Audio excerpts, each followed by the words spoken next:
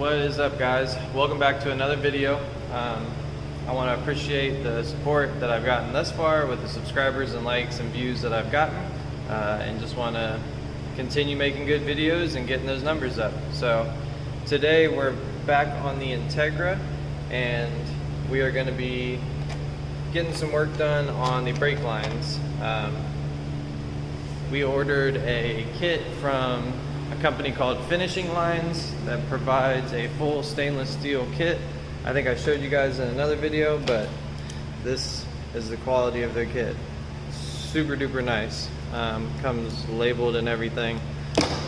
So yeah, I ran the rear long lines up to the firewall, and then that's about as far as I got because I was waiting on the proportioning valve.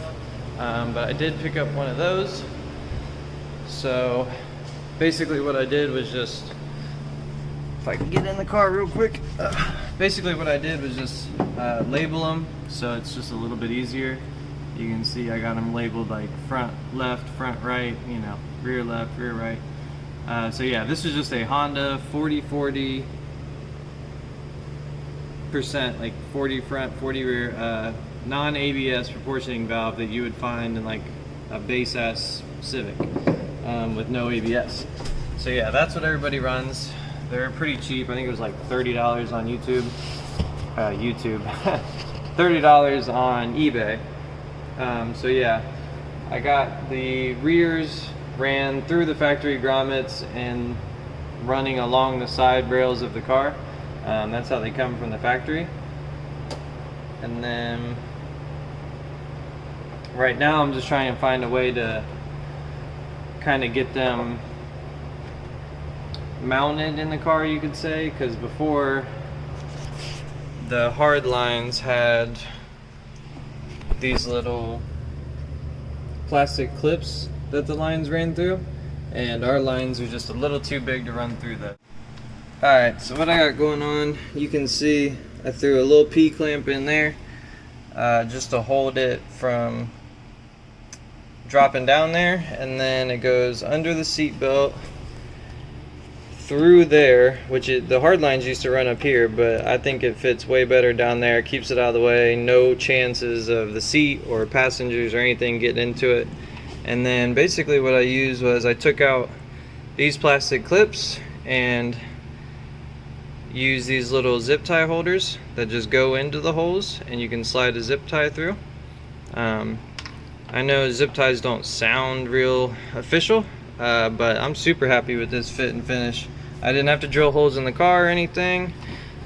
They're secured very well. And yeah, just taking these out and popping these in isn't, you know, it's not modifying the chassis or anything like that. You're not drilling any more holes or anything. So I'm happy with this. It's a good little way to do it. And then yeah, basically I'll check in with you guys and show you when both lines are mounted up each side. Yeah, I'll show this part since I didn't on the other one. It's coming out of the factory grommet, up from the rear caliper. It runs in and behind the plastic here, and then it goes behind the seat belt.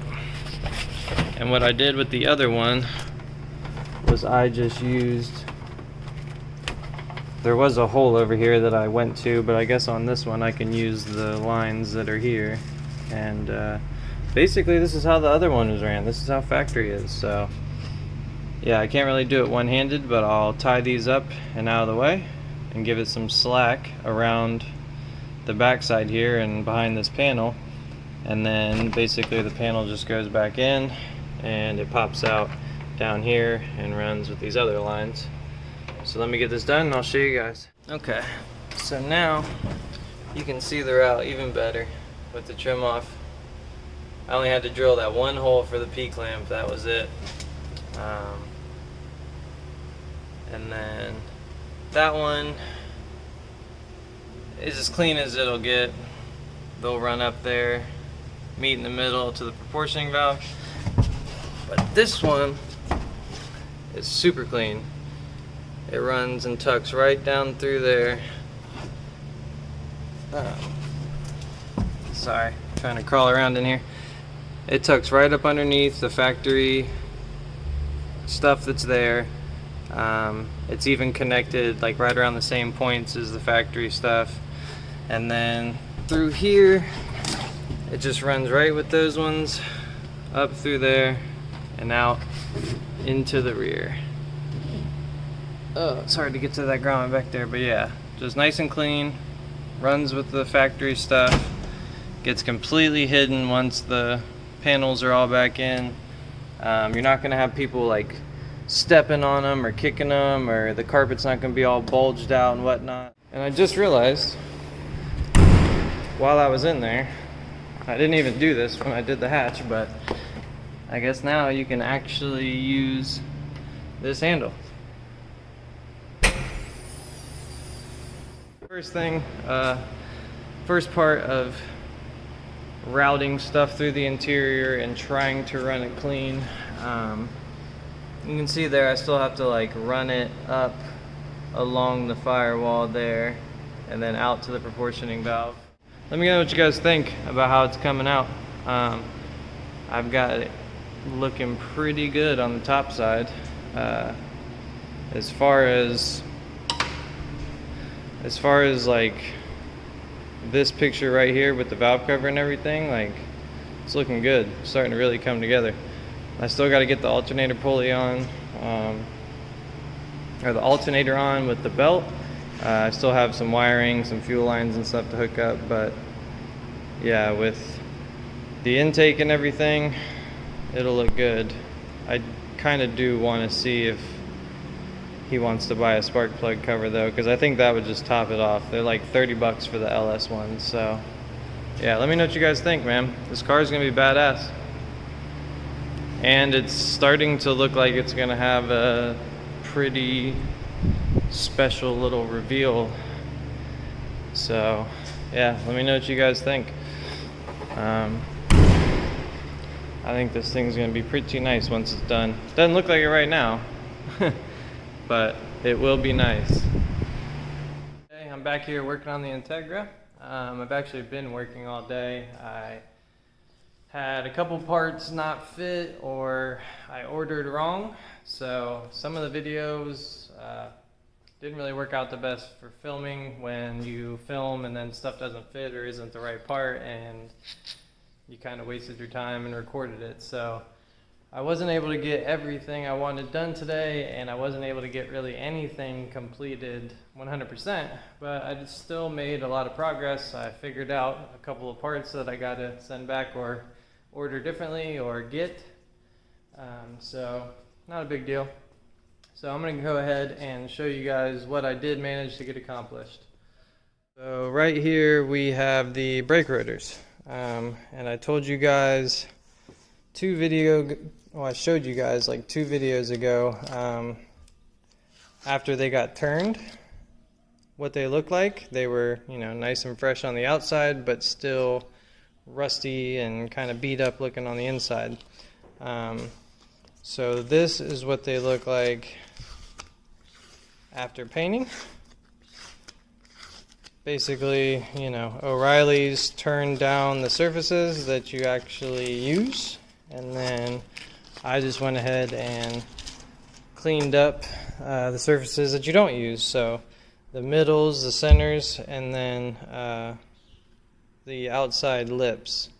So yeah, I mean, basically if you were to look at these, they look pretty much new. So yeah, I think for $12 a rotor, this is the way to go. If your rotors are in good shape still, take them to O'Reilly's, pay $12 a rotor to have them turned, is what they call it, and it's just resurfaced. I mean, you can tell it's fresh, just like you would have on a new rotor.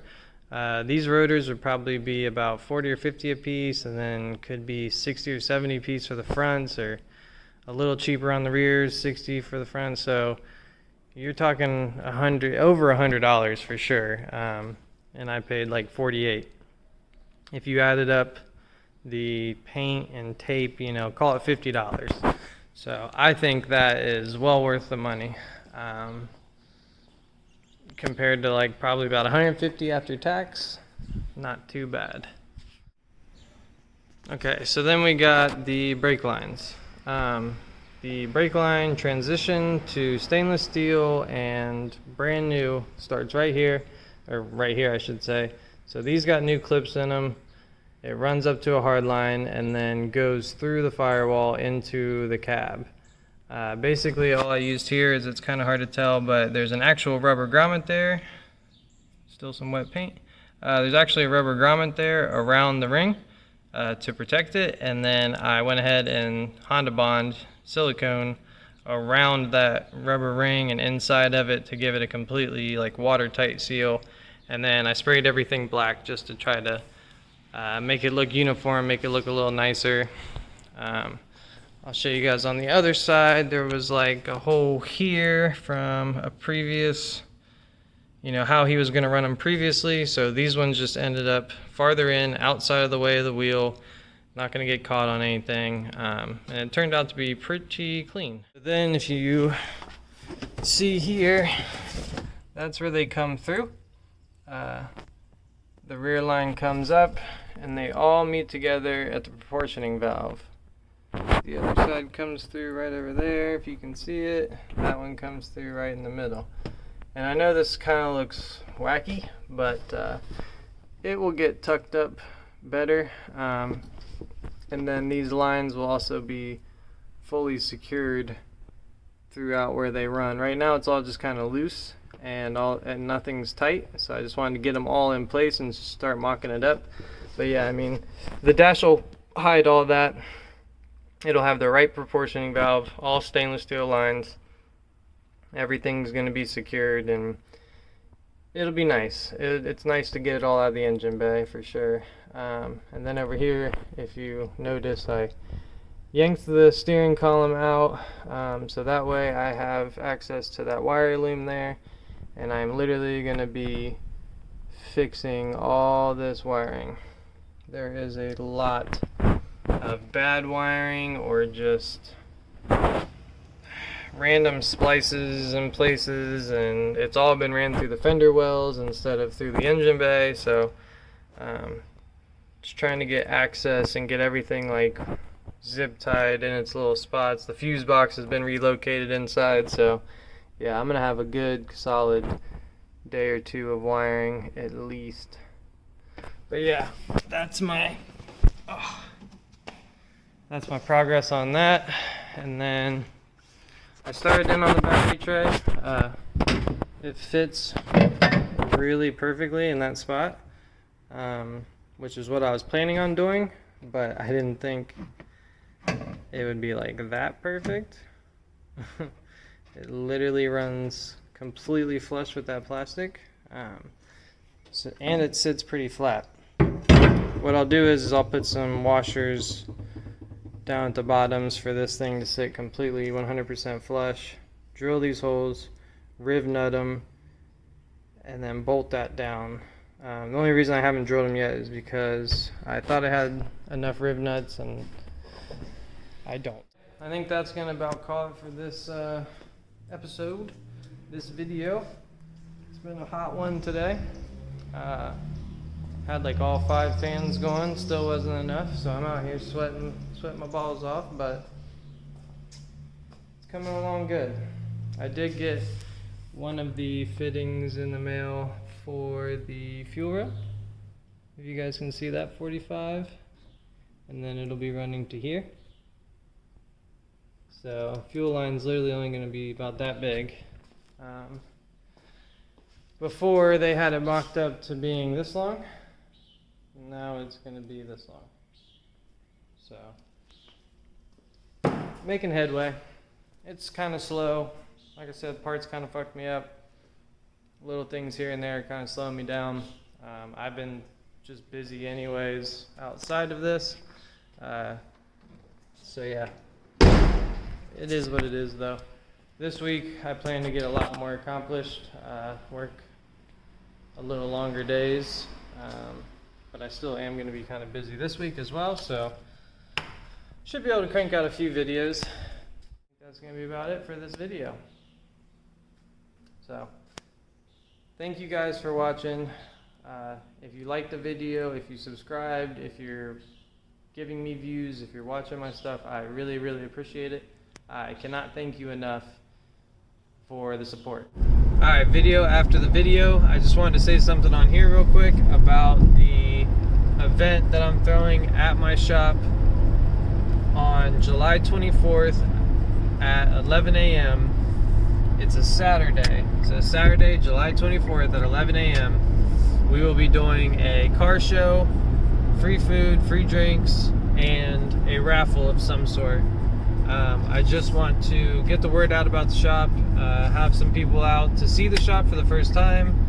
We will also be showing the owner of the Integra for the first time. Obviously he's seen him on videos and stuff, but he's going to be coming out to take that car home, and it's going to be pretty cool. Should be a really fun day. Hopefully a lot of people show up. I have plenty of room for parking. You're not really going to spend any money at all.